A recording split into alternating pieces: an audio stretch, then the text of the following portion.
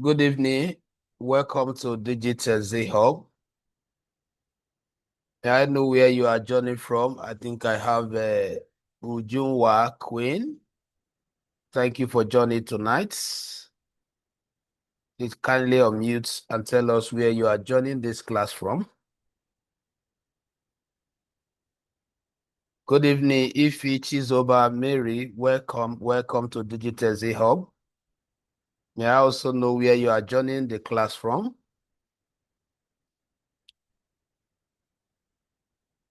Well, I would like to hear from those that have joined. Kindly unmute yourself and tell us where you are joining this class from. Good evening, G Network. Good evening. Welcome to Digital Z Hub. Please kindly unmute and tell us where you are joining this class from, if you can. And if you can't, no problem. You can as well use the message handle if your audio is not working. So just kindly tell us where you are joining the class from.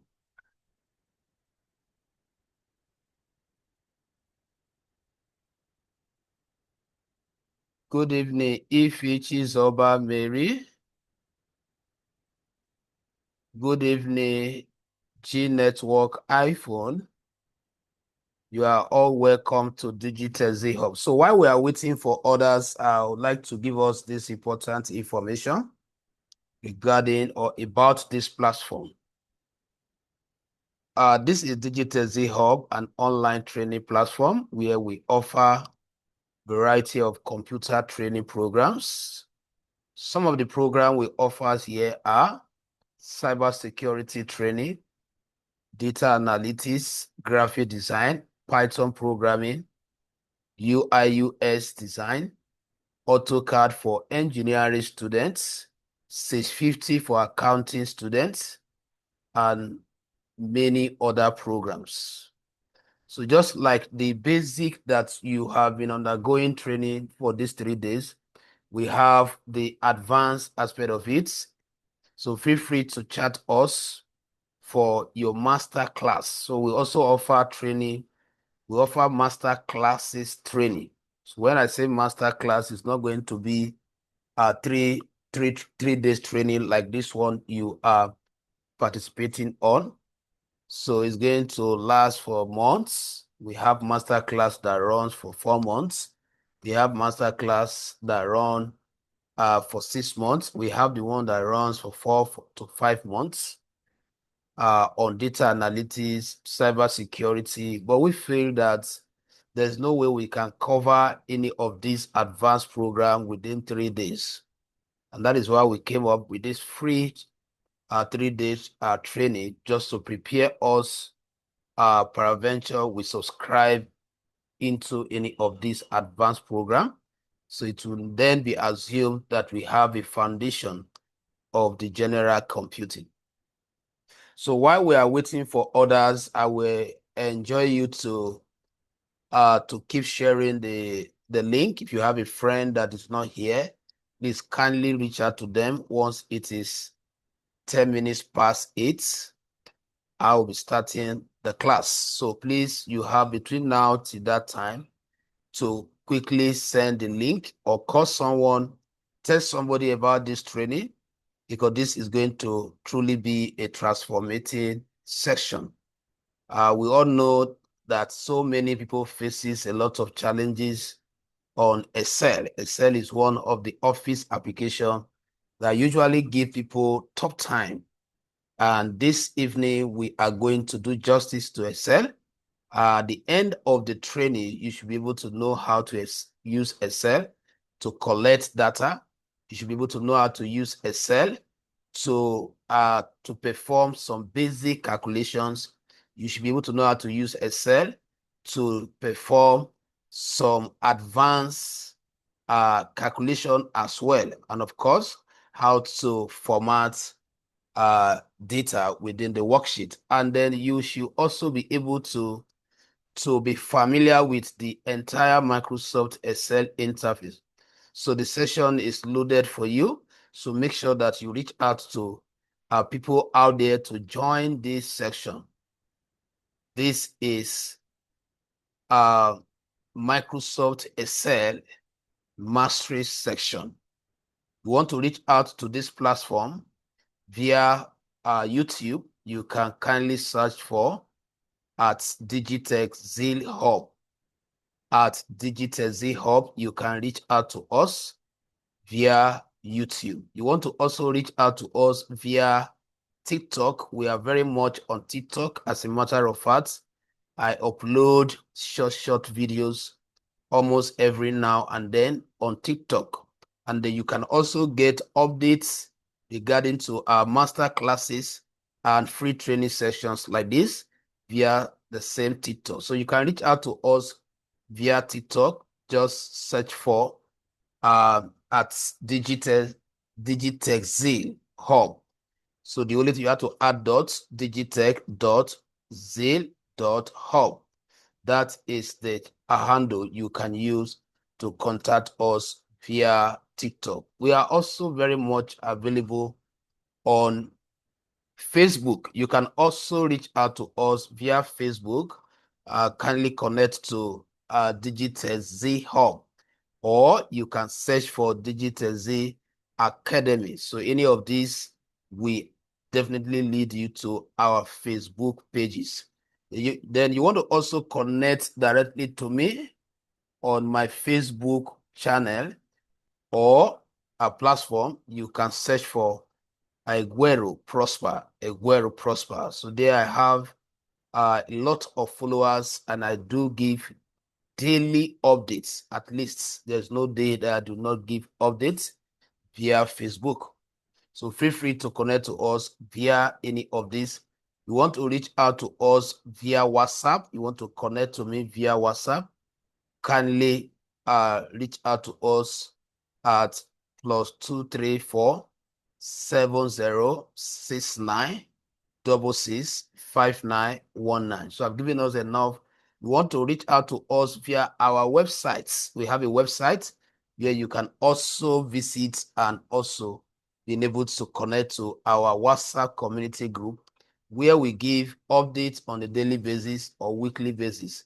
So you can reach out to us via WhatsApp at www.digitech, then letter z.com.ng. So any of these will definitely lead you to our platform. So we are about to start. Like I said, if you are not, make sure that you get your writing materials ready. Those of us that are joining with laptop, make sure that you open your Microsoft Excel. Make sure that you open your Microsoft Excel. Right, so let me officially welcome us one more time. So my name is Aguero Prosper. I am an IT consultant, and I've been around technology for the past 20 years at developing individuals and organizations when it comes to tech, tech skill acquisition. Currently, by the grace of God, I am one of the leading faculty at one of the reputable firm known as NIT, Asaba. And I'm also, like I said, I'm one of the leading faculty, right? So at Digitech Z Hub, I am the CEO, the founder, and I have other individuals that are also a co-founder to this platform. So this platform is actually put together to reach out to individuals who we felt some years ago, far back at 2003, that there is a kind of gap between some individuals who lives in the rural area. Even there are individuals who lives within the urban area that find it difficult to acquire quality skill. And then we came up with this online platform in order to touch as many as possible via live Zoom. Our classes holds mostly in the morning. We have classes that runs. We have currently a web development section that holds every Tuesday, Thursday, as early as 5 a.m. to 7 a.m. Just 2 hours early morning training. We also have another data analytics master class that is also going on that runs from 9 p.m. to 11 p.m. They will also have weekend training that runs only on Saturdays. And of course, just to inform us ahead, right? January 2026, I will be starting a Python programming masterclass that will run for 2 months. That session is going to be pure Python just for application development. Then you are going to learn how to develop apps. You are going to learn general programming concepts. Right? I am also a cybersecurity specialist. I train on cybersecurity. I train on data science. I train on data analytics. I have graduated not less than 6,000 students across the globe, particularly in the country called Nigeria. So I have a lot of individuals that I'm currently mentoring, and I have organization that we mentor as well. So we are affiliated with an organization that we can help you to acquire international recognized certificates starting from January 2026. By the grace of God, this platform, DigitalZ, will be able to offer international certification on any of the program. So feel free to always reach out to us if you need any of this training. All right, so that will not take us properly into tonight's section. So I want to officially welcome those that have joined, and I want to appreciate everyone that has been following us for the past 2 days. We started with general computing, where we laid a very strong foundation on the computer approach, right? Remember, we started from computer appreciation, and where we talk about the definition of computer. We also spoke about the various components, the various parts that makes up the computer system. We talk about the software and their various categories. And then, of course, yesterday, we talked about a Microsoft Office Word, where I taught us so many techniques on how you can process a word electronically. All right. Now, tonight is another time for us to learn and to understand the magics around Microsoft Excel. You know, I understand that for the past 20 years, I've been training on Excel. I can tell you from my experience that a lot of individuals usually find it difficult to navigate, particularly the formula construction aspect of Excel, or ability to exploit over 450 functions that are built in that Excel. A lot of people do not even really know the level of functions that can be exploited within Microsoft Excel. But tonight, I'm going to try my best to see how I can unravel some of these functions. And then you see how swiftly I'm going to walk around them. And I hope that this class will be will make some impacts and we educate you as regards to the usage of Microsoft Excel. So I want to officially welcome everybody. G Network iPhone, thank you for joining DigitalZ Hub. Then I also have here Ujuwa Queen, thank you for joining DigitalZ Hub. And then I have 84811813108. You are also welcome to DigitalZ Hub. I have Ife Shizoba, Mary, you are also welcome, and many others that have joined and that will join later. All right, so let's quickly dive in. Let's quickly dive into our tonight's assignment. If you have anyone out there that you feel that they should have joined this session, please kindly reach out to them because they are about to miss. All right, so let's start with the general introduction to Microsoft Excel. General introduction to Microsoft Excel.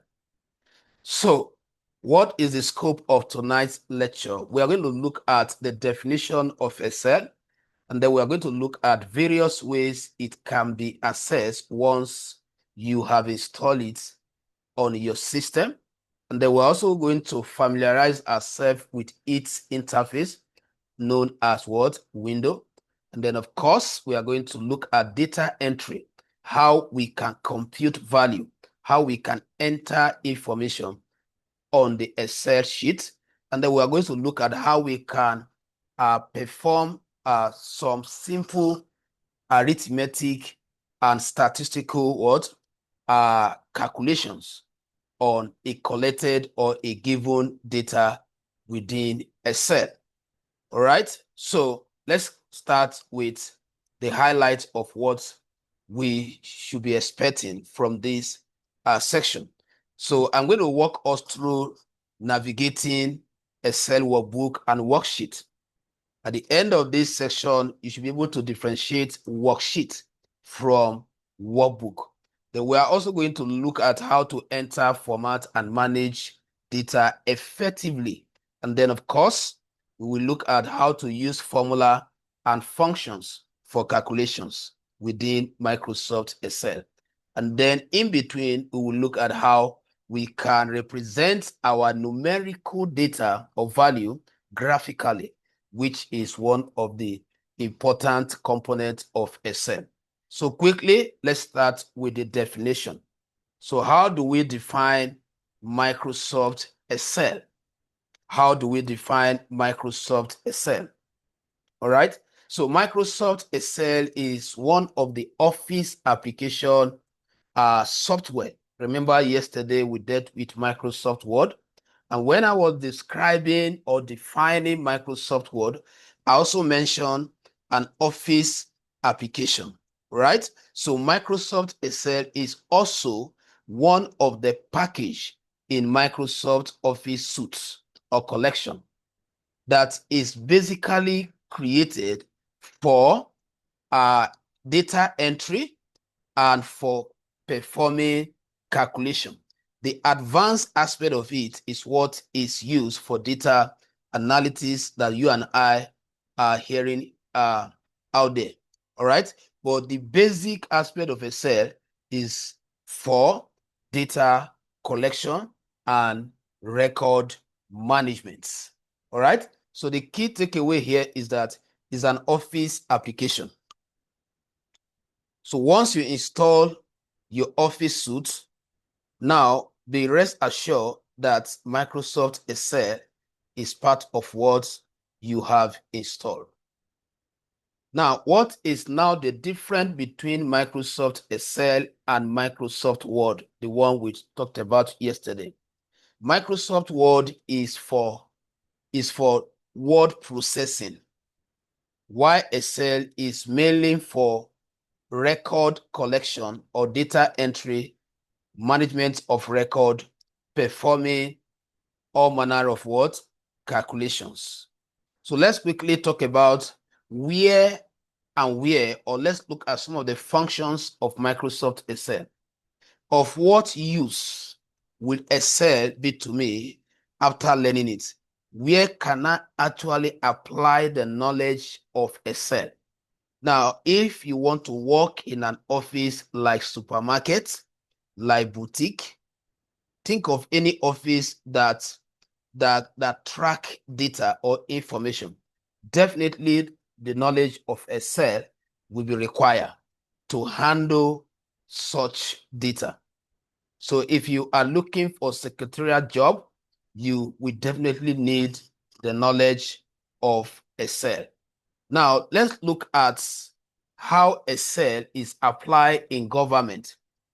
Most of these government parastatals that you know, they one way or the other uses Excel to collect their first-hand information from their probably local government before maybe can be transmitted to their remote server. Now, if you for tracking revenues, Now, let's look at how Excel is being used in the banking sector. Excel is one of the criteria if you are going to look for a job in the banking sector. Excel happen to be one of the application that will be required, because the marketing department will definitely use Excel to track their records. All right. And there are what we call petty expenses. Though we know that they use advanced program like Finacle. This is one of the app they use in handling all our money in the bank. But before they impute the final information, at some point, they must have used Excel to collect them. Now, if we go to the educational sector, we can see how Excel is also making impact. Excel, as a matter of fact, is one of the applications they use in generating student terminal reports sheet, like the statement of results. All right. And they also use it to track the student school fees. They use it to also create student register. So there are a whole lot of, I can keep counting from one institution to another to highlight the importance of Excel. So Excel is unavoidable. If you want to work in an office setting, you will definitely need the knowledge of Microsoft Word and knowledge of what? Internet. Then, of course, the knowledge of Excel. So this training that we are obtaining is very, very fundamental. So we do not just come up with it, because we understood that there are a lot of professionals out there. There are a lot of individuals. If you ask them now, which tech skill do you want to acquire, they will be in haste to tell you, I want to learn cybersecurity. I want to learn data analytics. And what they fail to realize is that the foundation determines how far you can go. Some of us, we have been in the field and we are doing well because we were grounded in the basic. I did the basic for 6 good months, and I did IT in my days, 2003. I did IT. I did IT for extra 1 year before I could even start learning graphic design and other advanced programs. But today, you see individuals that have not even spent even a month learning Microsoft Word. You see them going into cybersecurity. And at the end of the day, they are the one that will say that there are no tech skills. All right. So I am a mentor, and I can tell you categorically that tech is very lucrative, but it's not for everyone. It's not for everyone. It is not for lazy people.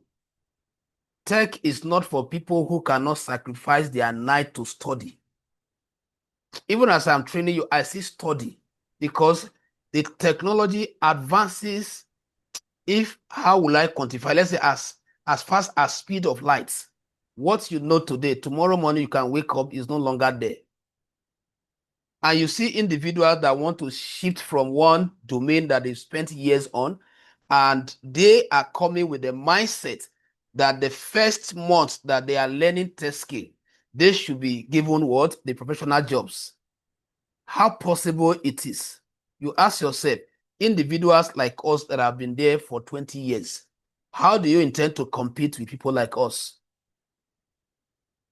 So it requires building your portfolio, just like the way you are attending this webinar. You've gotten this one. You advance into some of the advanced area. Then you get somebody like us to counsel you. I am open to counseling.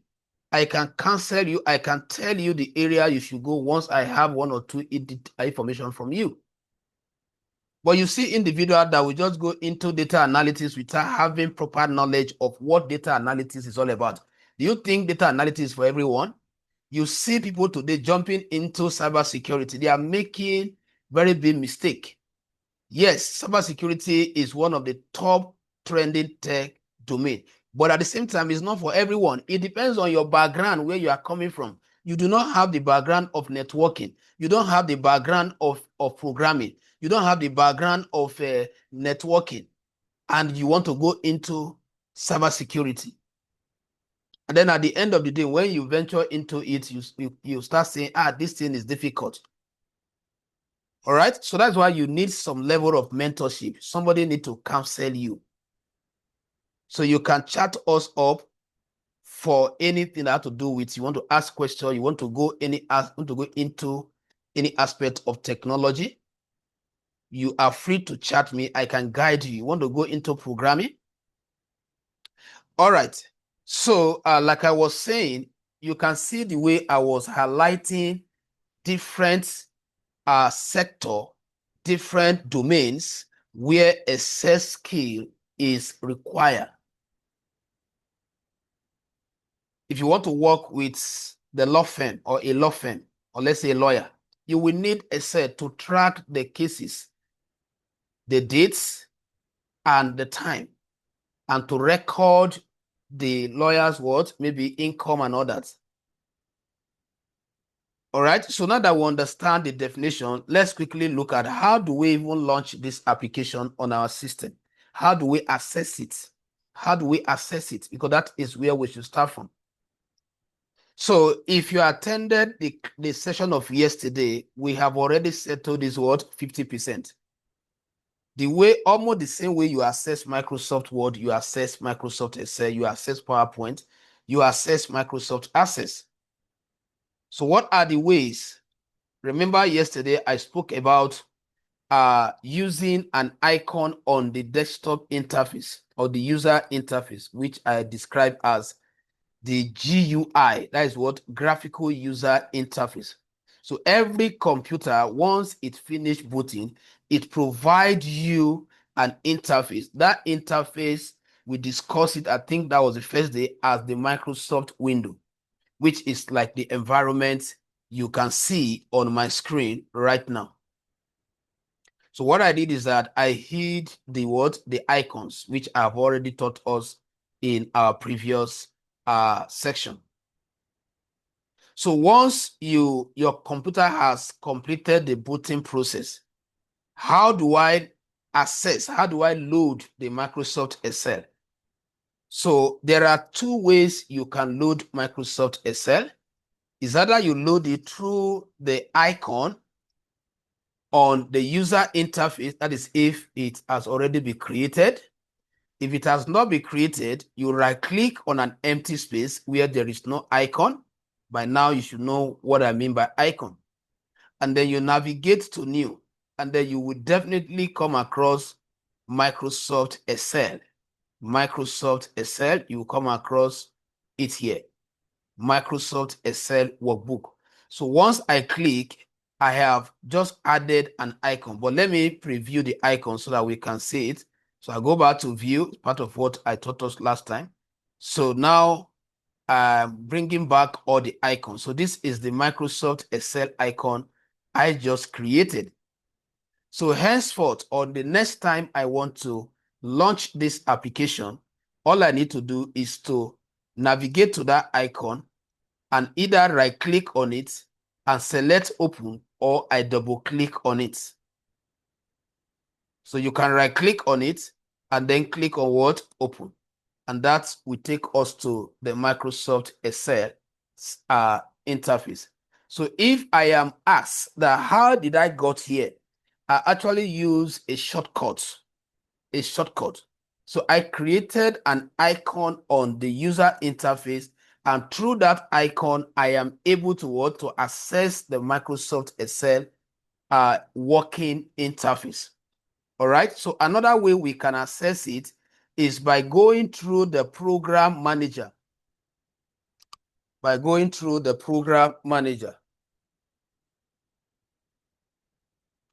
So what did we discuss yesterday as program manager? I told us that every software you install in your system goes to a particular storage. That storage is called the buffer. All right. But in this case, just to break it down to our level, we can refer to that storage as the program manager. That is what? All the program, all the softwares you have installed in your system can be managed through that storage. So once an application is installed, it goes to that place. It copied it there. So how do we now access that particular unit? You click on the start button, like I showed us yesterday, and then you'll find it here. So the whole of this environment is referred to as the program manager. This is where I can manage all the programs installed in the system. So from here, if I'm able to see a cell like this, I can just click on it. But there are times that you will click on the start, you will not be able to find a cell. So what do? You will have to use what we call the keyword. Every program, every word that exists in your system has a keyword. Every application has their own keyword. What do I mean by the keyword? Once you understand the beginning character of that program you want to open, let's say you want to open Excel now, you know that Excel starts with E. So once I click on this search box and I type letter E, that is the keyword. Then sometime if you type the first character and you could not get it, you proceed to the second character, that is ES. By the time you type the first 2-3 letters that start that or that is within the name of that app, you will definitely find it here. So once I click, I want you to observe something. You will notice that the way a cell open is different from the way the other one opened the other time when I use shortcuts. All right. So when I use shortcuts, I wasn't prompted to this template, which I also talked about yesterday. All these are templates. This is not template. From here, 1, 2, 3, and then I can view more of this template by going to more templates. That is, if you are on the internet, I told us that if you're on the internet, that is when you'll be able to see more of these templates. Now, this template, the word template in computing simply means what has been pre-built, what has been designed for you. Now, the reason why the program Excel program this template for you and I is for us to be able to to understand some of the things that can be done with the application. So all these templates serve as examples. For example, I talk about Excel as an application for creating record, for tracking inventory, right? Now let's assume that I don't even know I don't know the format to develop a data system that can track my expenses. So let's say I want to create expenses data set in order to manage my expenses. Please give me 1 minute.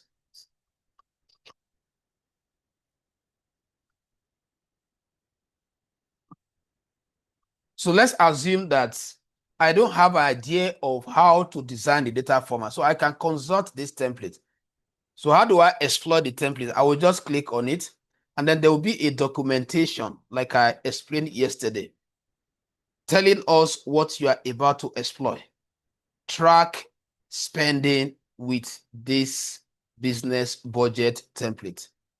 So which means that this template is a template that can help somebody to track expenses.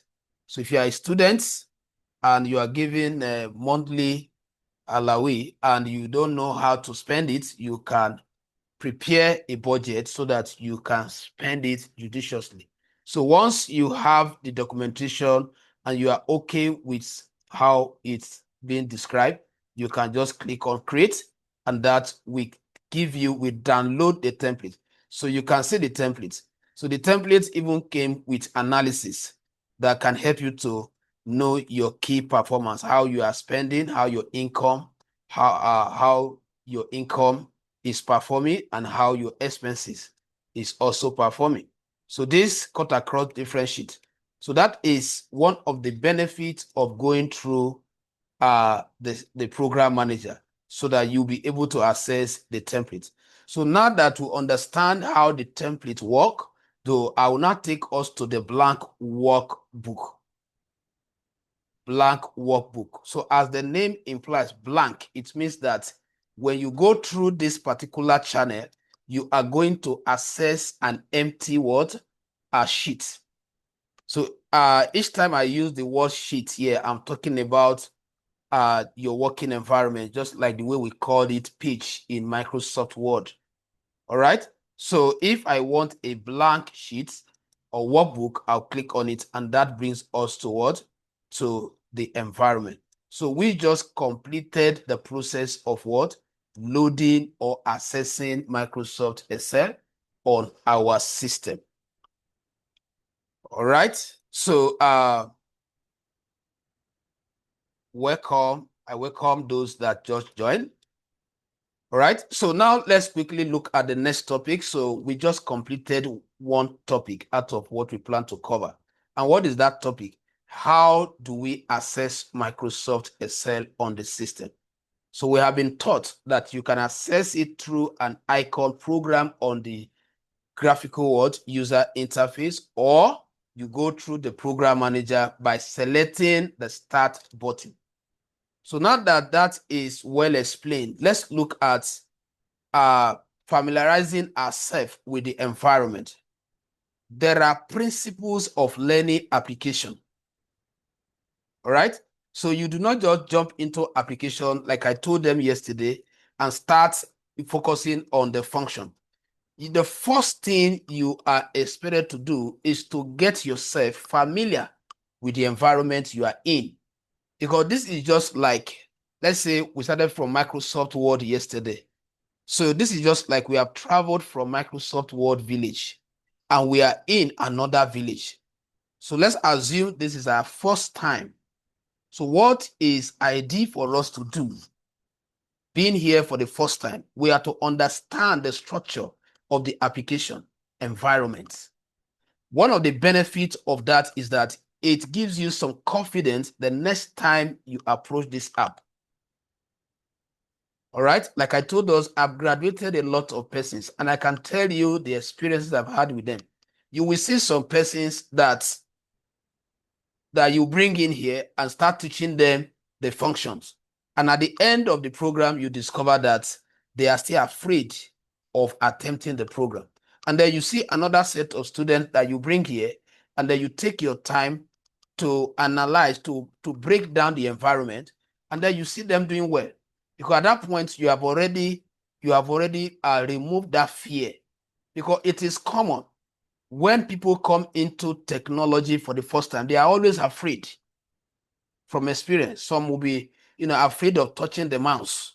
That is why if you were not here, you go and watch the first day video. The first day video was to remove that fear, to give you the confidence to always approach the computer as a machine. All right. So now let's look at Microsoft Excel Windows. That is the next topic. So I'm going to spend some time. Like I told us, we are going to look at how to make some entries on the sheet, and then we are going to learn how to write some query formula to perform some calculations. But before that, let's look at the environment. Let's spend like 10 to 15 minutes to explain the Excel interface. All right. So Microsoft Excel window can be broken into different parts so that we can reserve the highest time for the practical. What I'm going to do, I will just be very fast explaining this. So even if you are not getting it as I'm training, you are not expected to get it as I am training. You are expected to get the video and watch it and then make all your necessary notes. All right. So like I said, the Microsoft Excel window is broken into different sections. To start identifying them, number one is the whole of this part. If you were in yesterday's class, the same thing. The difference is that what you have here become the name of the record or the file, the data you are collecting. So we describe this part as the application title bar in yesterday's class. And the application title bar constitutes the following. 1, the name of the worksheets or the book you are using. Now, there's difference between workbook and worksheets, so that you know whatever name you are seeing here, so that you know whether that is the name of the sheet or the name of the book. The workbook is like a file that contains different record. For example, this is a sheet equivalent to what you know in Word as a page. If I click on this plus icon, I just added another sheet. If I click on it, I just added another sheet. If I click on it, I just added another sheet. All these sheets that I just added came with a default label called what? Sheet 1, Sheet 2, Sheet 3, Sheet 4. Now, if I want to change them to correspond with the kind of information that will be held with them, is to double click on them and type. Let's say this is going to be used for my January inventory.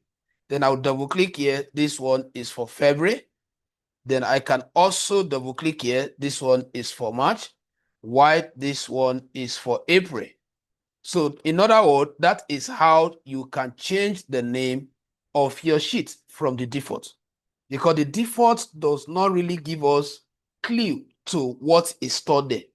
But me looking at this sheet now, I know already that this is where I have all my January expenses tracked, or January sales tracked. All right. Now that we understand sheets, the collection of 2 or more sheets is what forms workbook. So which means that the record you must have collected under January sheet, the one you added under February, the one you have here, the one you have here, put together form a workbook. So the workbook is just like a single file that you pick, because this is actually an accounting package, an accounting software. So in accounting, where do we record information? We record information in books. And those books will be ruled vertically and horizontally. So Excel has already programmed that for you. That is why you have this vertical line and the horizontal line, because Excel knew that you are going to collect record. You are going to track record with it, and those records will be arranged vertically or horizontally. So in a moment, we'll get to know those vertical spaces, the horizontal spaces, and their representative. But right now, I just want us to understand, mathematically, if you go for any interview and you are struggling with the differences between the definition of workbook and the worksheet, it's very simple. Just do it this way. Workbook equals to sheet 1 plus sheet 2 plus sheet 3. Shikina, which means that workbook is defined as the collection of 2 or more sheets. Mind you, each of these sheets, they are like individual interface that holds records, just like your page. So now, once you save as, remember we have discussed saving yesterday. Once you go to File and select Save As, and you choose where you want to save. So let's say you want to save this as sales inventory. Sales inventory. All right. Now, and you click on Save. What happened? It updates here automatically, which means that this sales inventory is the book in which you have different record. So this can be sales inventory for 2026, and in 2026 you have different months, because sales inventory are usually monthly accounting. Every month you close it, you open another one. That is sales report. All right, I hope someone is learning something. Please, can I get a response at least from one person? Somebody should unmute and say, sir, I am learning something. Sir, I am learning something. Thank you so much. We are encouraged. All right, so now that we understand the difference between worksheets and workbook. So when I said the application title bar display the name of the workbook, The application title bar does not display the name of the sheet. This is where you can see the name of your sheet. All right. Now, on the same application title bar, you have a section that is displaying the name of the app. So if somebody comes here now and is asking me, what is the name of this app that you are using? I can just quickly look here and tell the person I am currently using Microsoft Excel. Now, by my right hand side, just like the same thing I explained yesterday, these are referred to as control buttons. Just like the way you have your electrical control button in your house. You have a control switch for on or the light. You know that once you touch one of the button, one of the lights will react. So the same thing. So this one is for controlling the ribbons. And I told them yesterday that ribbons are the tabs and their properties. What are ribbons here professionally? File is a ribbon. Home is a ribbon. All right. Then insert is a ribbon. Draw is a ribbon. But sometimes we refer to them as tabs. And we learned yesterday that each of these ribbons, when they are expanded, they provide us what? Different properties as the command associated with them. And I told us that for you to call yourself an expert, you should know the commands that are associated with each of these tabs. Remember, the collection of the tab and their command is what we are calling what? Ribbon. Now and I also said yesterday that we should see the ribbons as different rooms, just like the house you are in. If you enter room 1, probably you have your shoe there. If you enter room 2, you may not see the shoe there. Maybe you kept something else there. And let me also tell us this so that you don't learn in a way that you'll be less concentrating when you are to focus on home, thinking that what I could not access under home, I am going to see it under insert. No. As a matter of fact, from experience, every command, all these commands that you are seeing here, there is nowhere else under this ribbon you can see them. All of them carried unique functions. What you are seeing under draw, you can never see them under page layout. What you are seeing under page layout, you can never see them under formula. What you are seeing under formula, you can never see them under data. So which means that if you are learning, make sure that you pay attention to what you have inside any of them. All right. So now let's come back to this. When I say this is a ribbon display, so this enables me to control the tabs and their command. For example, I can come here and say hide the tabs. You can see that at the moment I can no longer find the tabs, and once I cannot find the tab, I cannot see the properties. So I can go back to that same place and decide to show only the tabs without their command until I expand them. So once I click outside, everything goes back. But I don't want it that way. So I can come back here and select this option that says show tabs and command. So which means that I have both the tabs and their properties display. All right. So that settles this one. This one is for minimizing. Minimizing means to take off that application from the screen. And when that happens, you have not actually closed it finally, because you can locate it from the taskbar. The whole of this part I'm navigating at, which is always the last part of the screen, is referred to as the task, T-A-S-K. That is the running application, including the one you have pinned. Remember, we talked about pinning the other time. So which means that if I want to resume Excel, I don't have to start coming here and start loading it afresh.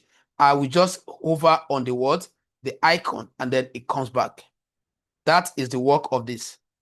Now, this one is referred to as the restore down and the maximize button, which means that 2-in-1. The first clicking will shrink the application. And what is the practical effect?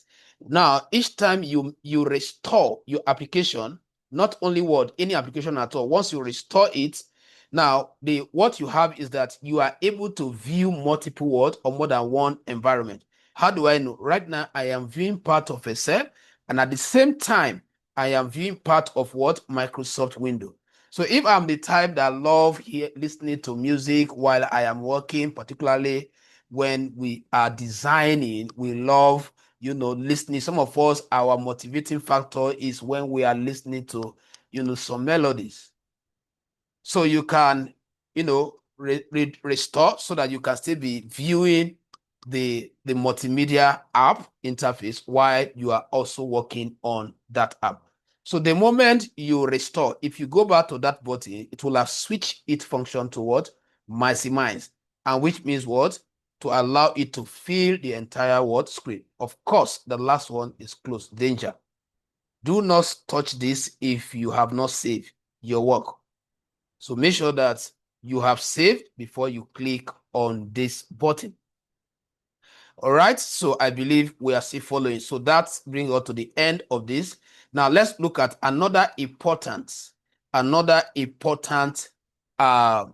section on Microsoft Excel. Remember, we are still trying, what we are doing right now, we are only trying to familiarize ourselves with this environment so that each time we come here to manage record, we do not have any fear. All right, so the next part is this. I'm taking them according to how important they are. So I've skipped this. If you watch yesterday's video, you'll be able to understand that what this is standard toolbar. We talk about this. Go and watch yesterday's video. Let me just go straight to File, Home, Insert, and Draw, and this. So the whole of this section is called the tab. I've mentioned it before. The tabs are like different containers that contains different functions. Example of the tab, we have File, we have Home, we have Insert, we have Draw, we have Page Layout, we have Formula, we have Data, we have Review, we have so many of them. Now, the next part is this. This is referred to as the Tabs Properties Bar. In other words, when you click on a tab, this section displays what you have in there. So which means that it's not fixed. What you will see here changes depending on which of them you are selecting. Because some years back, one of my students failed interview just because he's so conversant with seeing all these things under Home. So probably throughout the period he was learning, there was no time that he shifted to this.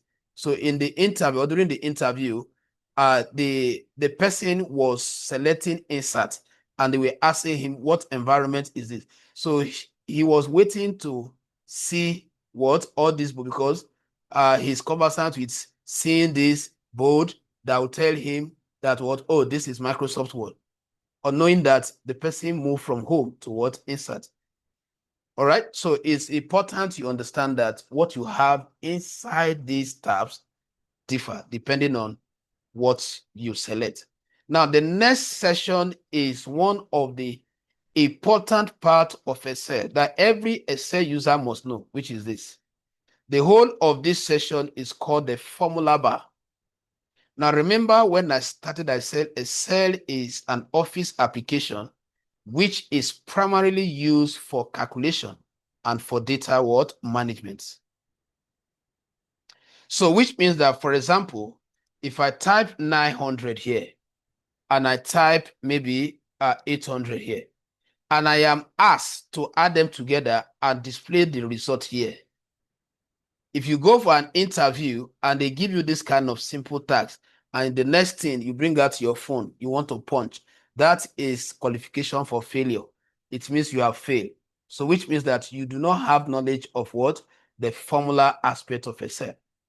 So now I want to show us how the formula bar works. This is the formula bar.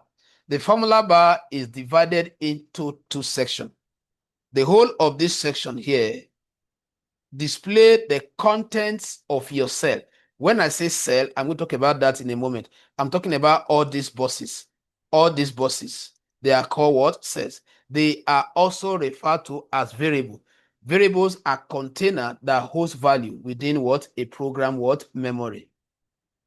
All right. So now, if I click here, you see that what? Nothing displays here. But let me select either the 800 or 900. And then you put your eyes here, you see an update. You see that what? As soon as I click on the cell with content, it displays the what? The content. And also inform me the range. So this is a range. The range is what tells you where you are, because this worksheet is very large. As a matter of fact, you see this, if we count this column, this alphabet, A1, column B2, column C3, column D4, column E5. We will count up to what? 16,384 in one sheet, just this April.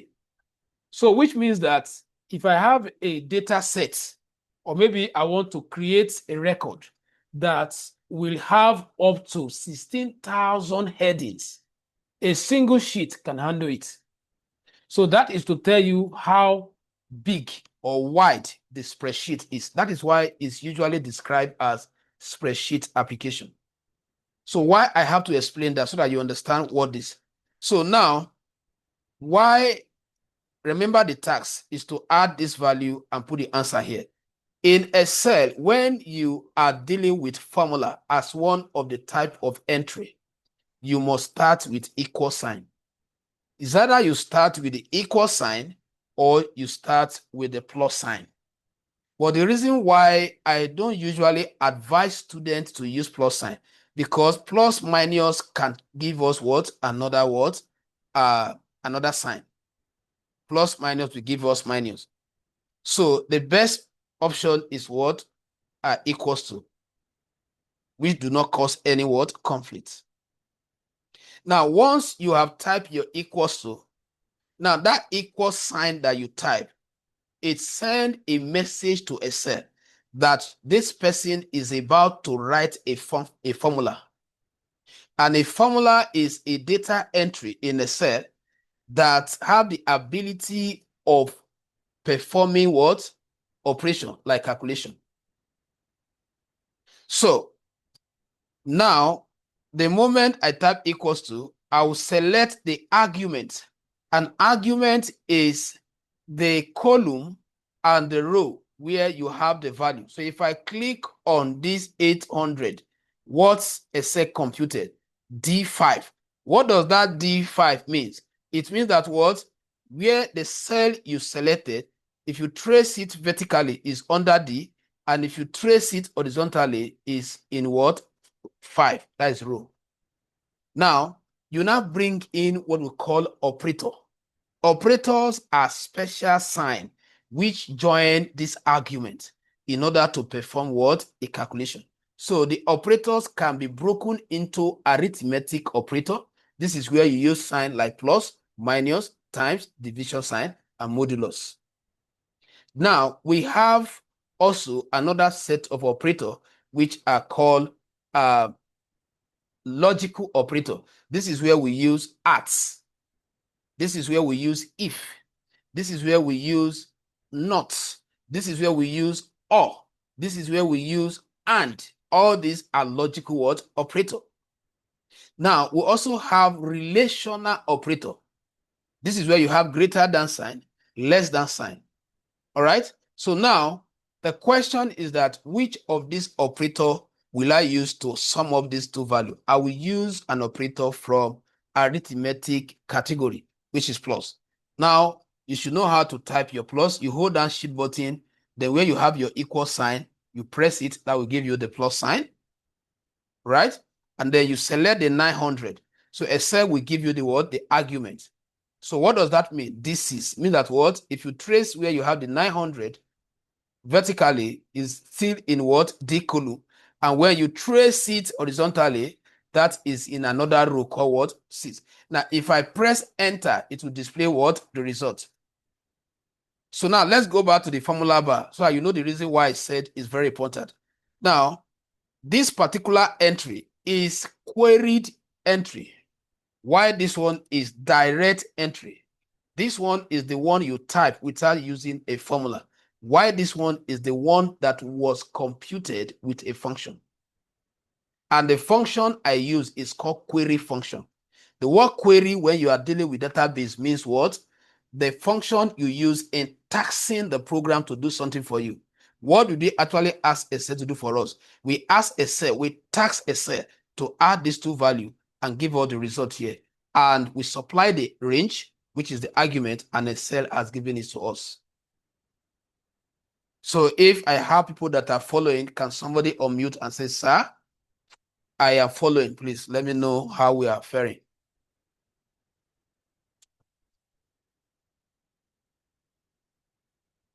I am following you. Thank you. Thank you. All right. So now, all right. So what am I explaining now? The formula bar. The formula bar. Now, I want to show us a logic. This is April, right? We did that summation within the same sheet. There is what we call inter-sheet referencing. If you are in January, or let me create another sheet and name that sheet summary sheet. So which means that what? You'll be computing the values here and the summary will display in what? A different sheet. So that is going to take us to what we know as what? Inter-sheet, Excel inter-sheet referencing. You are in one sheet and you are using values in another sheet to perform a calculation. So here, this could be the column where you are entering profit. Let's say this is your profit in your data set. This is your profit. And at the end of the month, you have this sheet where you are to give a report that shows the total profit generated. So I will now say what? Total profit here.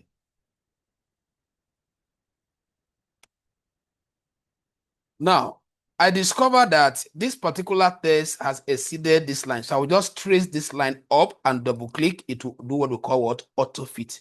Or you trace it manually and drag it. That is how you can expand the what? The column. You can also what? Reduce it. So this is where I'm putting the answer. So I will type equals to here. All right. So what I'm going to simply do, what I want is this. I'm not performing calculation. I will do that when I get to the data entry section. What I want is that I have already done the summation, but the value that is displayed here, I also want it to what? To display here. So which means that I will just invoke it from that sheet. I'm not going to write formula again and start doing those addition. I will just say, okay, whatever you have here, always what? Call it here. So how I'm going to do that? I will just type equals to here. And then I will switch back to that April sheet and click on this and press enter here. Not until you switch back. Once I press enter here, it will call it automatically. So you see what it has saved me from. So if anything happened, now look at the logic. If anything happened, maybe what you did is that maybe you update this 800 to 1005 and the value update. Now the question is that the one is summary. Will you also update? Let's go and check. Perfect. So whatever that is happening in that cell is also what? Replicating it in this cell. What I did now is called what? A cell intersheet what? Referencing. All right. So the calculation can be taking place here while the summary can be happening here. So with that, I have explained the formula bar. So another logic I want to show us just to still qualify the formula bar is this. If I want to add this number together and display the result here without me manually constructing the argument or the query, so I can consult a function from here. This FS is to insert function. So once I click here, it will bring out a dialog box like this. Which of these functions do I want to use? I want to use sum. I'll click on it and select OK. It will give us a dialog box like this. Now, it's asking us to call the first value. So I'll click here. We're already there. I'll just pick this first value. And then I'll come in here. I'll select the second value. I'll come in here. I'll pick the third value. And then when I'm done picking up the value, I'll click OK. Then I get the answer here. So that is to tell you that what this is actually what a formula bar. You can see how we access this formula from here. All right. So ladies and gentlemen, let's switch, let's change our gear now from this formula bar to the worksheet as another part of Excel. So once it gets to 9:16 or let's say 9:20, I will now start the last topic, which is what? Data entry / formula construction. So what we are learning now, we are still trying to study Excel interface, trying to understand it, so that by the time I switch to that section, you will have been familiar with the environment. That is what I'm trying to establish.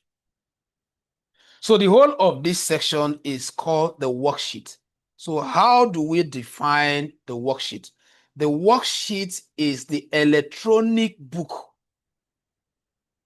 all right, that is divided into columns and rows, and where the vertical line and the horizontal line means, they are referred to as what? Cells.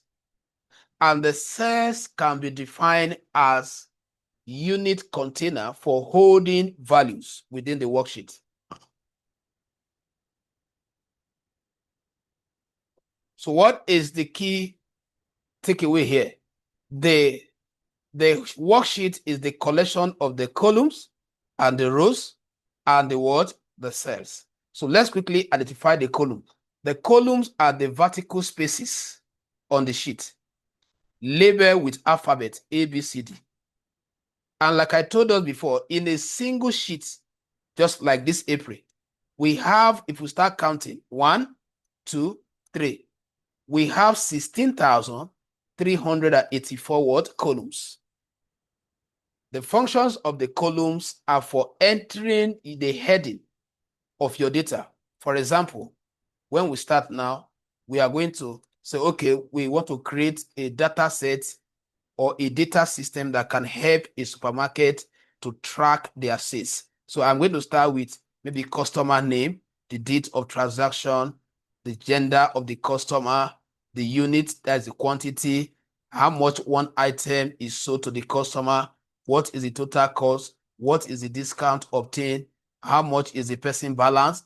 All of that will be what? The field names.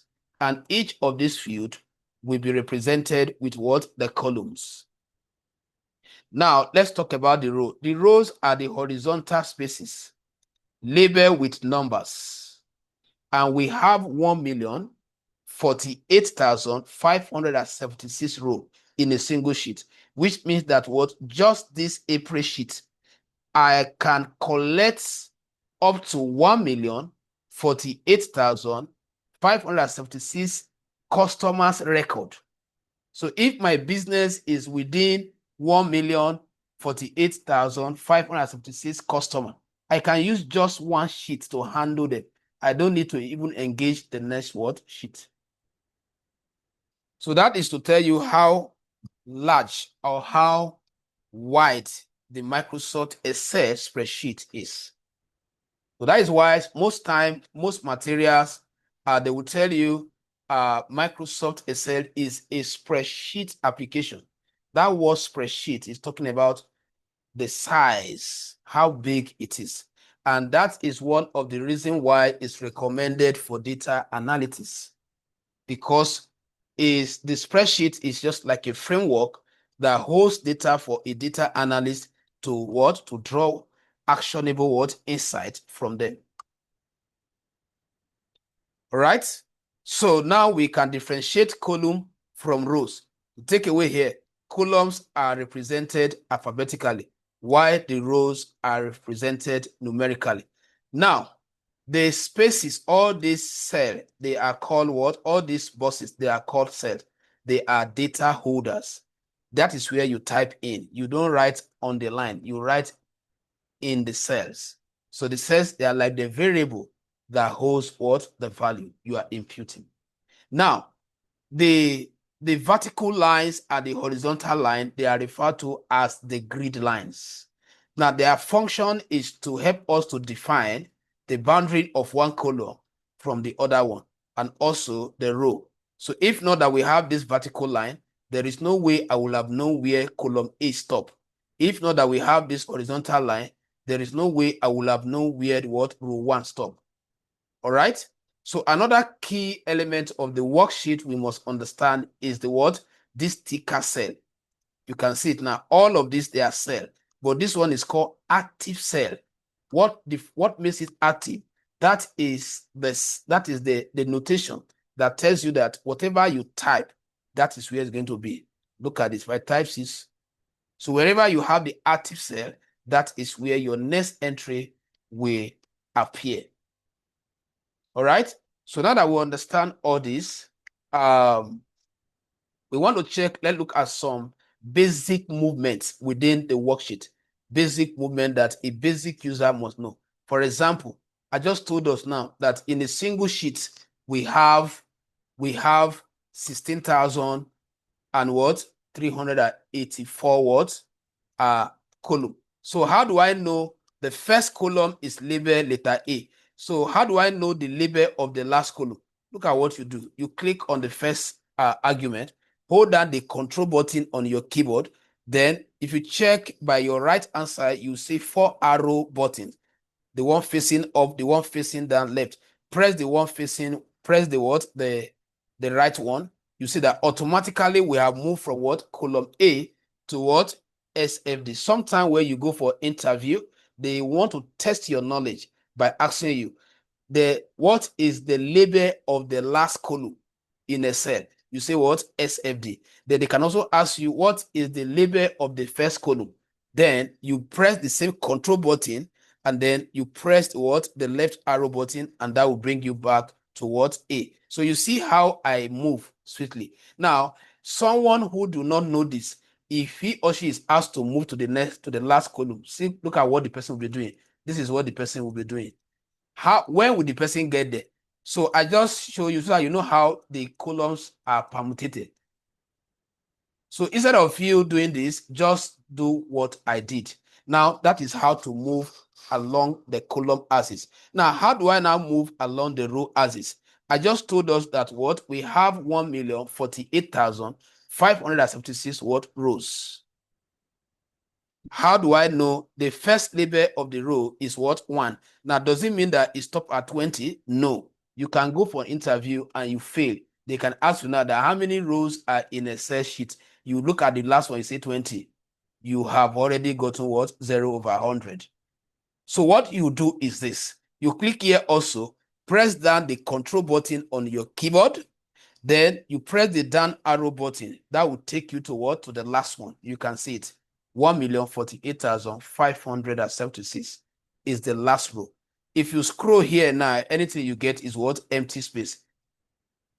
All right. So if I also want to jump to the first one, the same thing, I'll press the control button, then the up arrow button, and that will bring you back. So these are so. You can also use your scroll bar to move here. You can use the vertical scroll bar. You can move gradually. In fact, the vertical and the horizontal scroll bar, they are for gradually what? Movements. All right. You use them to move gradually, not. But when you want to jump to the end, to the first, you apply the logic I have showed us. So let's also look at some basic things. Like I told you, once it is 9:20, I will switch to the last aspect of the training.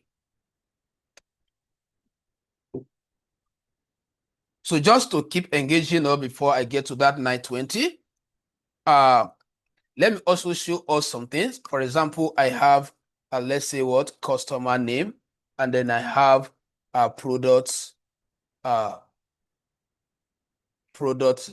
here. Maybe I have dates here. All right.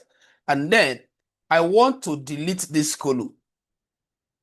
Or let me start with, I want dates to switch to where product should come to where date is, like to swap their position without me deleting them. So how do I do that? What you simply do is that you click here and then you tap on the edge and then you drag this one out. All right. Then you click on this. Sorry, you drag this one in and then you click here and then you bring this one. You can see the way I move. If I want to move all this probably to somewhere here, that is how to move what? Cell content. Just highlight 3 of them and then click on the borderline, then drag. You can move things as you like.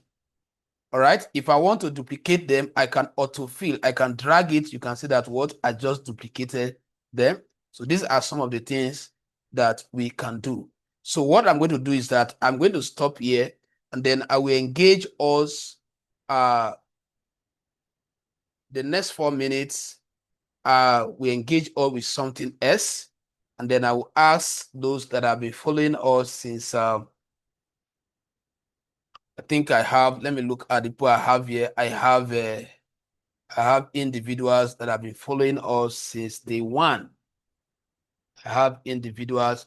So if you have been following us since day 1 and you have been learning, please kindly unmute yourself and share your experience. So we are doing this to the next 3 minutes before we start the main aspect. So if you have anyone that you feel they should be here, this is the right time for you to reach out to them. So, but while we are waiting for that, I need just one person that can unmute his or herself and share his or her experience with us with these 3 days. How has this training been impacting you? We want to know whether we can be encouraged to do more of this kind of free training. So kindly unmute and share your view.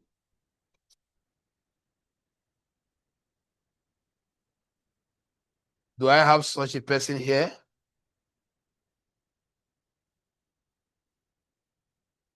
Just unmute and share your experience with us. Your experience with Digital Z Hub. Ifi Chizoba, okay. I think I have, do I have to call you by name?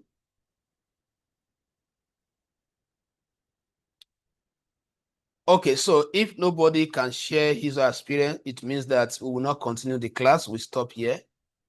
So if you want us to continue, let me have one person that will be able to share his or her experience, good or bad. Just tell us. I know some of you have already chatted me regarding to how the class is actually impacting you.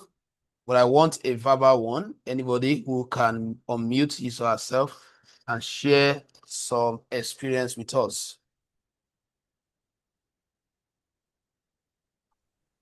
Sir, according to what I've experienced, the teaching is good. All right, thank you. I know how, especially this Microsoft Excel, I now understand that how you can now plus you can now calculate this thing in the Microsoft Excel without using your phone to calculate it. And I also understand how in the Microsoft Word how to use save as and how to use save to do a document to be saved in your system. All right, so if you are to encourage Digital Z Hub to organize another free training, which aspect of computing would you like us to look into?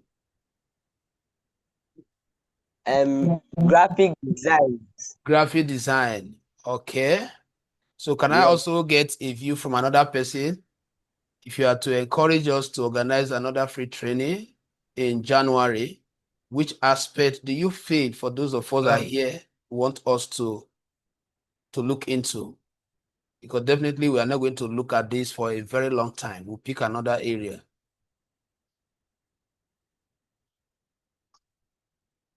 We have Oyikosi. You wanted to say something. Please kindly unmute yourself. We have a few minutes, few seconds to, I think I just need one more person before we start the last aspect. I just need one more person so that it will help us to know the area we are to launch in.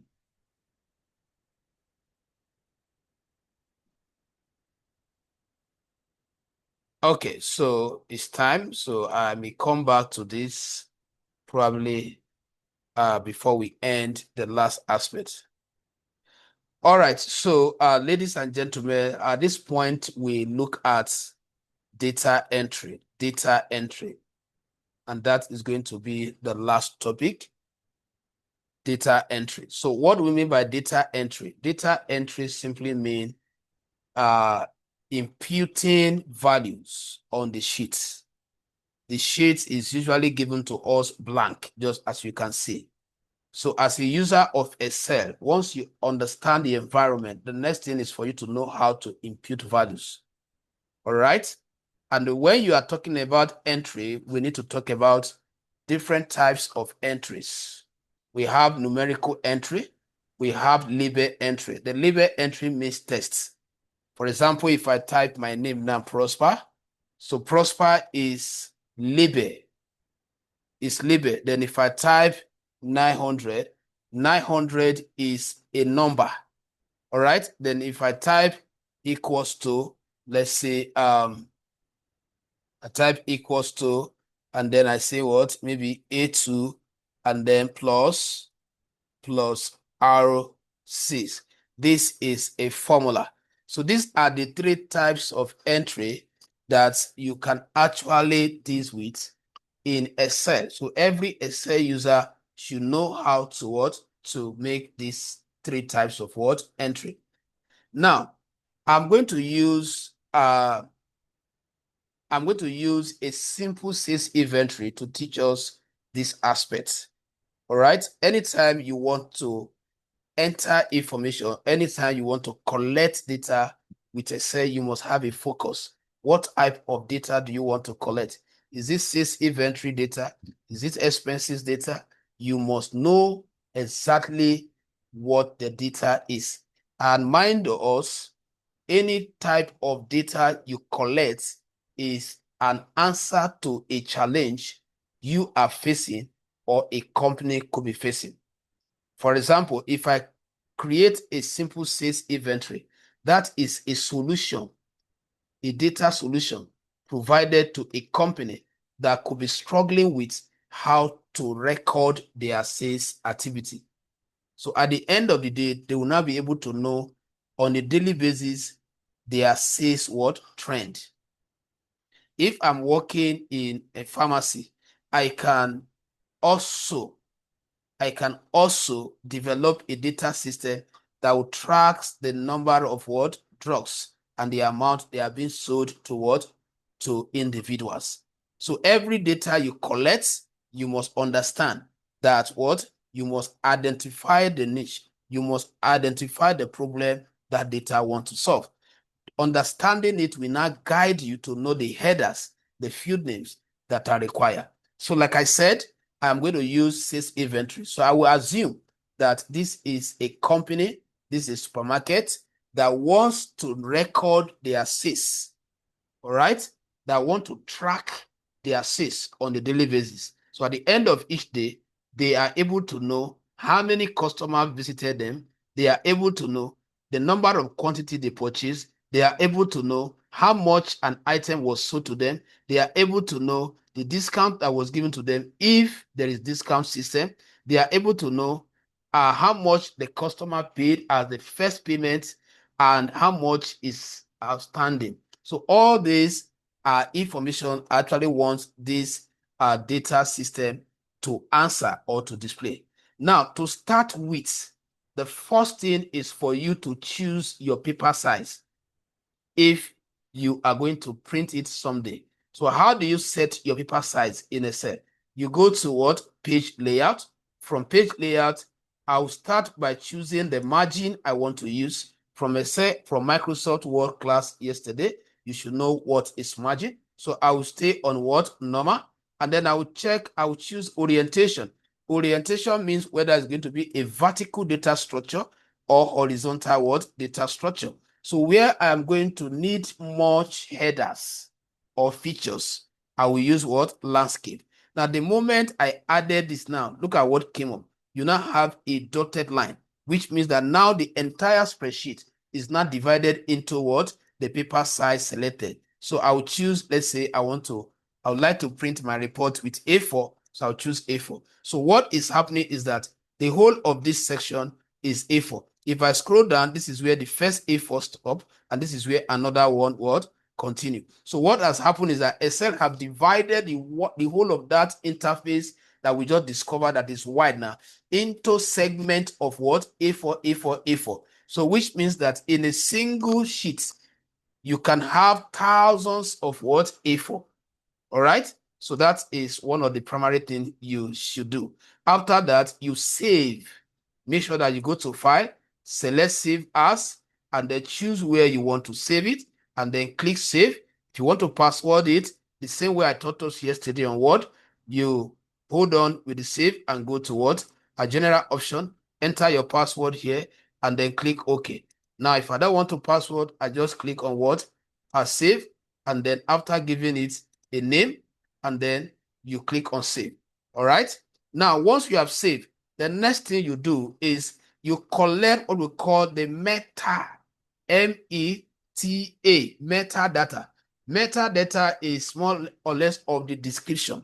Every data set you create must have a description at the top. What somebody will see that will educate the person. What is this data set all about? All right. So part of the metadata is the company name, the address of the company, probably the logo of the company. If you have it, you can publish it. But because there are two ways you can actually do that, you can do that using what we call header and footer concepts. But because of time, I don't want to go into that. I will just go with using the direct method. So I'll go to insert.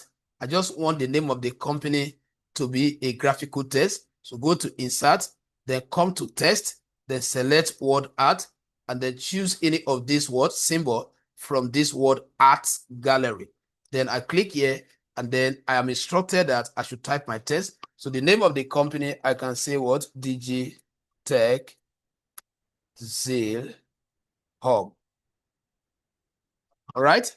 Now, the next thing I'm going to do, I would like it to be centralized within this paper. All right. So now you notice that when you pick it and release your hand, it came back before. So the best place to pick it is from the bottom. Now I want to reduce the size. I'll go to home, and then the current size is 54. I will reduce it to something better. I want to change the size, the color. I'll go to what? Shape field, and then come to what? Text field. I'll choose the color I want. I want to probably add some text effect, maybe line. I don't want that. I want to add some text effect like maybe glow, or just to make it look like a 3D text. I can just add any of this if I want. If I don't want, I'll leave it like this. So that's the first information as regard to the metadata. The next one is the word, the address. The next one is the address. Now, the address of the company you are collecting this for should not be written with this same text format. So what I'm going to do is to type it as normal text. Now, the address is, let's say, let's just say DLEA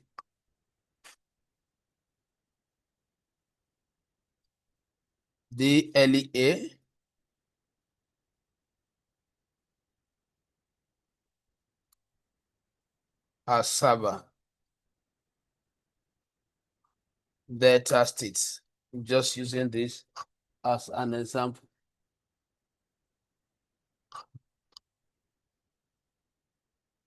Now, I want us to look at this text carefully. You see that what? The gap here is too much. I just taught us how to move text. So what I'm going to do is that I will just click on it here, take it up, everything will move. Then I want to also what? Format it. Maybe I want to give it red color. Make sure that your color combination matters, because your report must be appealing. All right. So now I have typed that. I want to check how it's going to come out if I print it. I'll go to File and select what? Prints. I'll go to File and select Print, and then you see how it's going to come out. Now, you cannot see that it's not actually positioned at the center of the page. All right, so these are some of the issues that you can encounter. So if I want to correct this, what I am going to do is to do the rest from page setup here. So from page setup, I will go to what? Sheet. From sheet, I'll select margin. So from margin, what I'm going to do here is to distribute it. Look at where you have center on the page. I'll say center it horizontally. So this is the best option. And then you see that what I have centralized it. Then I can now go back. So this is the center. All right. So now the next thing is what I need to define the type of what data I'm collecting. This is sales inventory. Sales inventory. So I have to type it here, sales inventory. Or let's say what sales report. Right? Sales report for which year? Sorry, for which month? I can say what sales report for December 2025. All right. So I will enhance the appearance a little, highlight it, bold it, and then I'll change it to color. I just want to use 2 colors. So I can come here and also what? I'll choose this. And then the next thing I want to do is I want to add the logo. If I have the logo here, because sometimes you might be asked to attach the logo. But if you don't have the logo, you can get it a design. So let's say I just go to picture and then I want to get the logo from this computer. So let's say I want to pick this. I hope I have the logo here. So just an example, I'll just pick this and then the picture will come up here. Then add it where you want to add it. Then you can come here and turn it to a round logo, then reduce it and then put it where you want it to be. So now I am done collecting the metadata. Now I want to go to the body section of the data. So all of these are to describe the data I want to collect. Now, when you get to the body section of the data, you come down to this to start from here, the header. You start by defining the field names, the header. The headers are solution. They are answer to some question. Question like, okay, how do we know the dates of the transaction? So I will say, okay, I need a header label what? Dates. In other words, this is where you are going to be entering all the dates. Then I remember this is sales inventory. So I also need a header that will tell me or track the products or the name of the customer. Let's say what? Customer name. So I'm abbreviating so that I don't have to start what? Adjusting the column what? Width. Then the next one, based on the solution I'm trying to provide for this company, I will need a customer name. I'll need to know the agenda, and then I'll also need to know their country. So need to know their country. So where I feel that it's touching it, I can just double click or you manually move it. Then the next thing I want to know is, so this is about the customer biodata first. Then I want to talk about the product now. So here the product name, name, product name, and then product name, I want to know the quantity, how many of the products. I want to know the rate, how much one is sold to the customer. I want to know, maybe we are giving out certain discounts. If there is, I can double click here. And then I also want to know, after giving the discount, before the discount, we need to know total. We need to know what total. Then now after the total, we need to know the actual, the discount. So we are giving out discount, and that discount I want to specify it that is going to be 5%. It's going to be 5%. So I will trace it here and double click here to expand it. As you are doing this, you are saving by pressing Ctrl S. And then to that thing again, I want to know, based on the solution you are providing for the company, that will determine the header, because each of the header will answer different questions. So here, discount. The next one is after taking the discount, let's say what the actual price. Let me say price, actual price, and then let's say balance. Let's say okay, let's say deposit. Let's say deposit, And the deposit, I would like it to be, they have to deposit 50% before they can go with the product, and then balance will definitely what follow. So let's assume it's just a simple one. Now I can format all this and make them a little bit what more presentable, align it with the color. So if I feel that it's too close to, so I can check from my printing page and see how, if I see that they are too closer to the metadata, like I just told us, I can highlight this and then place it on the borderline and move it down a little so you can have good space. So let's check again. Sorry. All right, so perfect.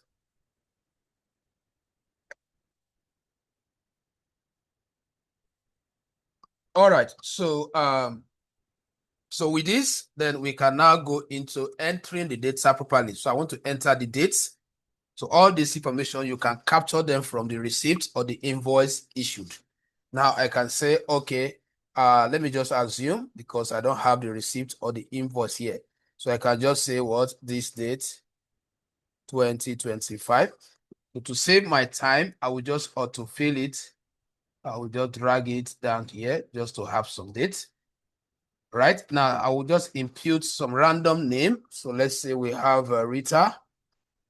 Let's enter. We have Jude. We have OKK. So just to save my time, I want to copy these three names to fill other spaces. And that will also expose us to a logic. So I'll just highlight three of them and double click here. And then Excel knows that you are saying that the remaining space should be filled with all the ones you have computed. They're specifying the agenda. If it's not female, it's male.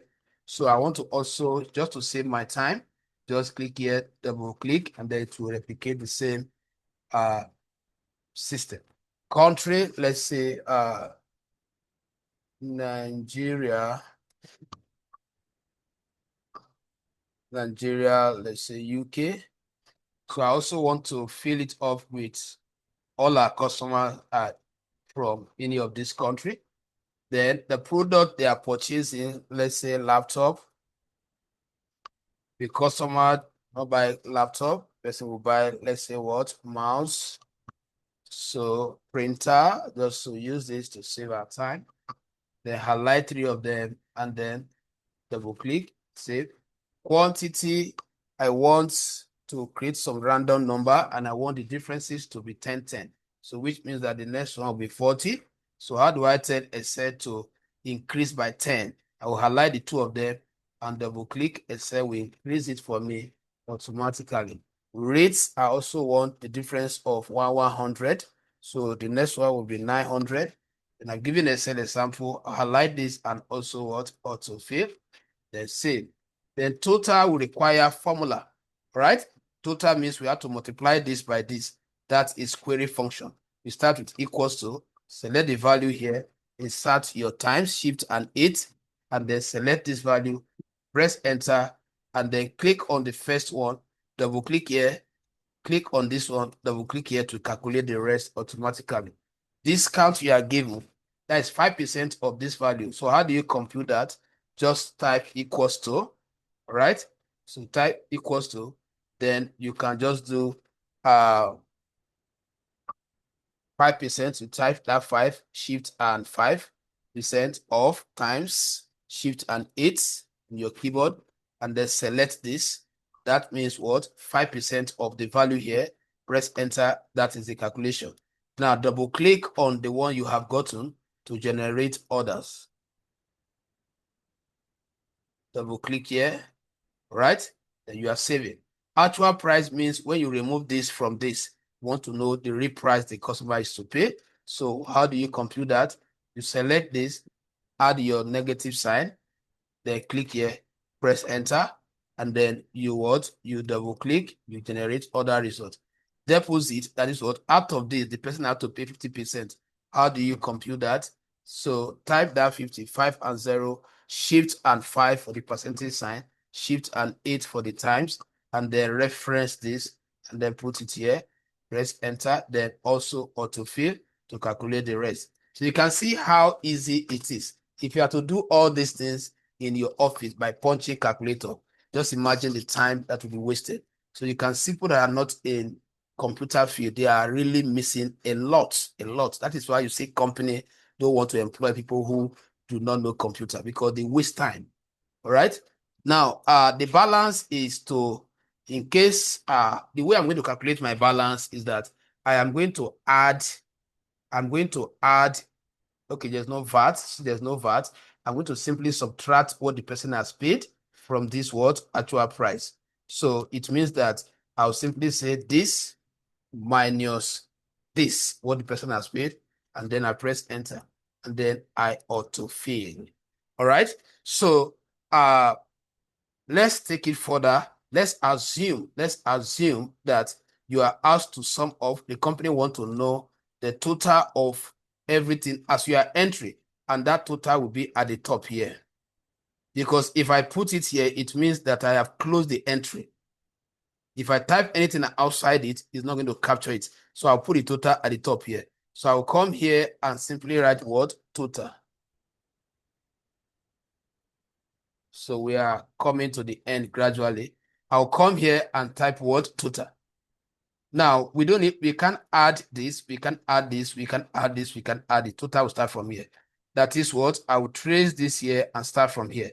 What do I want to achieve? I want to sum up everything, any value that comes in here. Even tomorrow, if they make any entry, it will add it and give us the update. Whatever they impute here, we add it and give us the update here.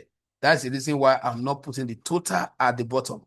So what I'll simply do, I'll type equals to, I'll say sum. So this is an Excel inbuilt function, summation, for adding odd value, either a column or row. So what will I do? Now, to tell Excel that you start your addition from here, and then you hold down the control and the shift button on your keyboard, and then you press the down arrow button once, it will stop here. If it stops here, the implication is that if any entry comes in here tomorrow, it's not going to capture it. But meanwhile, I want to give room for tomorrow entry. So I'll hold down the control button and the shift again. I'll press the down arrow button one more time. So that will select all the empty word cells, which means that if any value comes in there tomorrow or any other day, it will be captured. So if I press enter, so the total has been calculated. Now, the same thing you will have done. Let's try it now. Let's put a value here. Let's say tomorrow they make another sales and type it here. You see that what is updating here automatically. That is the reason why I did not put the total here, because this is still an ongoing data entry. So every day as they are entry, they'll be getting the total here. Now, let me show us how you can do that for this, down to this. You don't need to start doing what you did. Just click on this one that you have generated, or to fill it like this horizontally. That has given you what? The calculation of the rest. So you can see how fast Excel is. All right. So what you have here now is the current total. If I want to test Excel knowledge, whether Excel is correct, let's temporarily do something. Let me take this away from here. Let me put it here. Now, let me highlight from here down to this place. What do you have here? Look at the value you have here. 1020. That's what you have here. Now, I want to check whether Excel is also correct. Let me highlight what I have here at the moment and check here. What I have here is also what? Sorry. Let me highlight just this. What I have here is equal to, so which means that what? Excel is 100%. So now you can program this system and set it off. As a matter of fact, at times, the company you are creating this thing for, they have not started transacting. So you just leave it as an empty like this. Everything will be zero. You sell it up, maybe like 100K or 200,000. You just tell them that I have already programmed the formula. So whenever you make sales, type the quantity here. That is what you tell them. Once they put the quantity here, it will update here. Then the amount you sold the item, put it here, it will update. Then as they keep entering, they'll be getting the update. So you must have programmed all this down for them. So this is one of the areas you can make money if you want to make money. If you know how to create all this data system, you can program all this automated system for them, explain to them, sell it off. All right. So now I just did that. Let me bring back everything. Control Z, Control Y. All right. So now one more thing I'm going to show us, and then after that, we come to the end of the 3 days free training. And I want to believe that we have learned a lot for these 3 days. And I can tell you, if you can go back and sit down with the 3 days videos, this is what some people will pay, let's say 50, 100,000, depending on the center you visit, just to say you want to learn computer fundamental. For those of you that have been with us, we have helped you to save up to 50, 60, 70,000 if you can follow the videos of what you have learned for these 3 days. All right. So if you want to learn any computer program, I will advise you to just, if you can learn, you can assimilate everything that we have taught you. You can choose to start with the intermediate instead of wasting money on the fundamentals. All right. So just like the way you are grateful for, for us providing you this service, we're also grateful that you showed up, because if nobody showed up, it wouldn't have been possible for us to give all this knowledge. And the funny part of it is that just like the way people will be blessing us, you will also be blessed, because these videos will be uploaded to our YouTube page, and people will come across this video all over the world. Even as I am sleeping, people will be watching this video, and at some point they will be saying thank you, thank you, thank you. So who are the people that made it possible? You, for showing up. So we appreciate you. So continue to refer this platform to your friends. Once in a while, you will see us advertising for a paid program. If you have the money, don't hesitate to register. With this 3 days training, you should be able to know that we can be trusted. I told you 3 days, and you can see that there's no day that we join this late. In fact, we open the line before the time.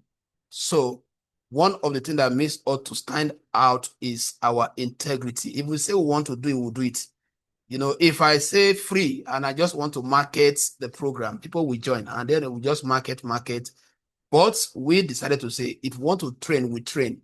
If I want a mentorship session, I'll tell you that it's just mentorship. Just come in there and then advise you on how to go with these skills.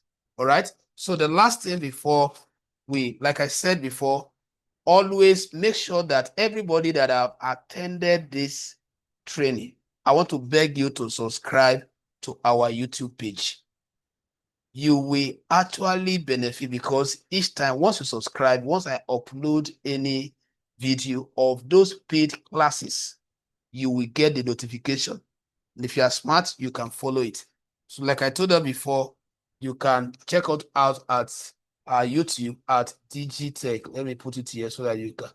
Digitech Zeal Hub. So just on YouTube, search for this. Make sure that you subscribe, right, so that you can get subsequent updates. And when you get to that YouTube page, you will see the WhatsApp link added there. Click on it to take you to our WhatsApp community, where we'll continue to feed you with information that may be of help to you or your relative. All right. So we also have a website that you can follow for those that join late. So just quickly go to Digitech, www.digitechz.com and then .ng.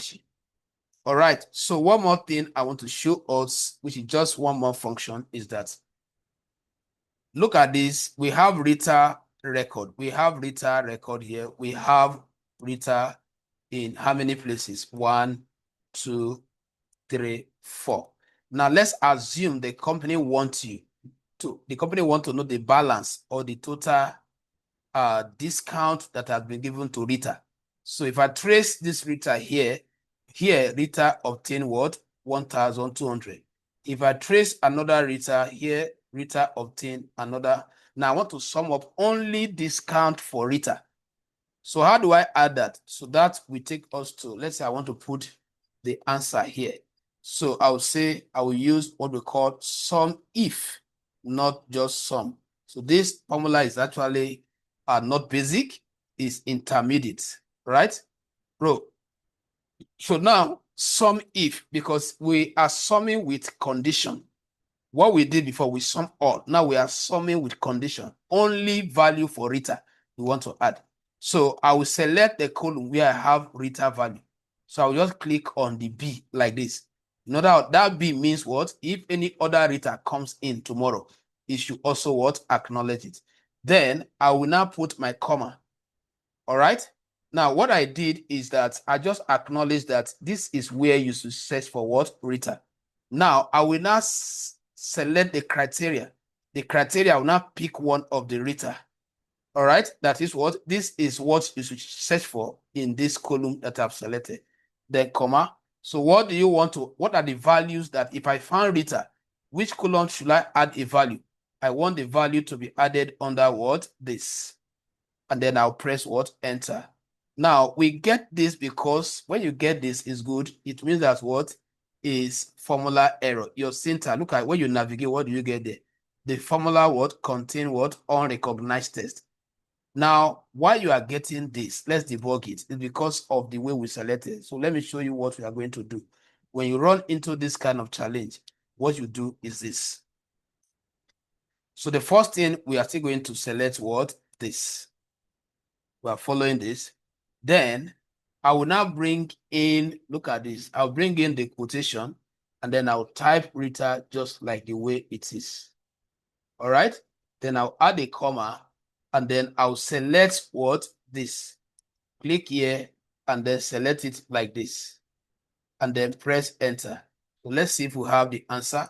Why are we still getting this? Okay, so let me use another method. Sum if. So the range is, let me select it like this. All right. The comma, then I'm picking what? The first Rita, then comma, and then I am selecting what? This range. So I should be able to get result now. So you must know how to debug. When one way did not go, you say, that means what? All the discount that Rita is amount to is this. So one more time, this logic is going to help you. Now, it means that if you want to do for Jude, you will start writing the formula again. If you want to do for OKK, you start writing the formula again. Now, let me program is said that we can always use to check for any name that comes in there. So what I'm going to do is that I will just type here input, just to recognize where I'm writing that. I will just put what? Results. All right. So now I'll put the set pointer here. I'll say equals to. So I'm taking everything that I have here, remember, and then comma. Now, where I want to specify the criteria name, I don't know it here. I will reference this empty cell. That is what, whatever name that comes in there is what you should calculate for me. I'm not going there now. Then comma, then you now reference the value that will be summed up, which is this. And then if I press enter, it will give me what? This. Now, let's put a name there. Let's put Rita there. So that means that the formula was also, let's use the first formula that we used the other time. Sum if, sorry, the last one that worked for us. So the range, let me take it here. Remember, this is the one that later worked for us. Then comma, then I selected this cell for the criteria where the criteria value will be entered. Then comma, and then let me select what? This range, and then that will give us this for now. Now, let me delete this. It will give us what? 0. Now, if I type Rita there now, it will give me the calculation for Rita. I will write it down. Now, if I am asked in my office, my boss just called, maybe my boss called me, okay, you have checked for Rita, check for Jude. What is the total discount given to Jude? I'll just type what? Jude there, the way Jude is typed in your data. Then once you type it, this is what? Jude. The person can say, okay, can you check for OKK? Then you click here also, delete the value you have there, type OKK the way OKK was typed in the record. And then once you click, so you can see how I'm able to use it. Now, what that has saved me from is, instead of me writing the formula every now and then, I have programmed a cell that once I reference the name, it will do the calculation. So ladies and gentlemen, I am convinced that this 3 days training has actually impacted you. And then the remaining 4 minutes, I'll leave the line open for suggestion, who want to speak on, you have question, or you have any advice for this platform. Just air your view for the remaining 4 minutes.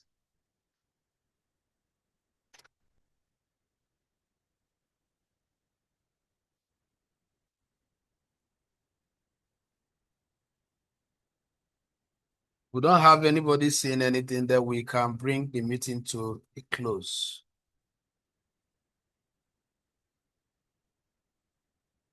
Do we have anything to say? Somebody said the other time that would love us to organize graphic design. So if I still have more persons here that also want that, let us know, because definitely another free training session will be coming January. It will be announced before this week runs out or early next week. So somebody suggested we should go for graphic design. So if you are that same opinion, please kindly unmute or tell us the one you want us to organize another free training session.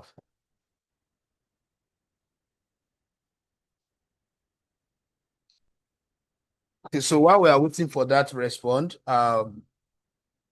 when you attend a program like this, you sit down after that because you can see the speed was very high because I need to cover what I planned because I know that you are going to sit down with the video.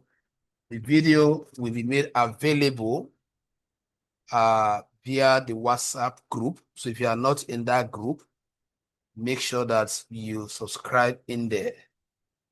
The video will be made available. And if you have already subscribed to our YouTube page, you will definitely get the alerts. All right. So I want to thank us one more time. Thank you for choosing DigitalZ Hub. Like I said, we offer training on different programs: cybersecurity, data analytics, AutoCAD, web development, both services on this platform. All right. So if you need any of this training via live Zoom, all our classes are organized live via Zoom. We do not have a physical. That is not. Peradventure you live within Asaba and you want to obtain this training from me physically, so you can enroll at NIT Asaba, where I happen to be the senior faculty. So I'll be able to train you there physically. That is if you are living within Asaba and Asaba environment. All right. But if you are not within, you can reach out to us. We can schedule the training. There are several online classes that are going on right now. Next tomorrow, I'll be starting a mini data analytics session, zeroing on on SQL and Power BI. So if you are interested, kindly chat me up. I have a very good discount that I will give those that want to learn how to analyze data with Power BI and SQL. I'll be starting session and it's going to be 2 p.m.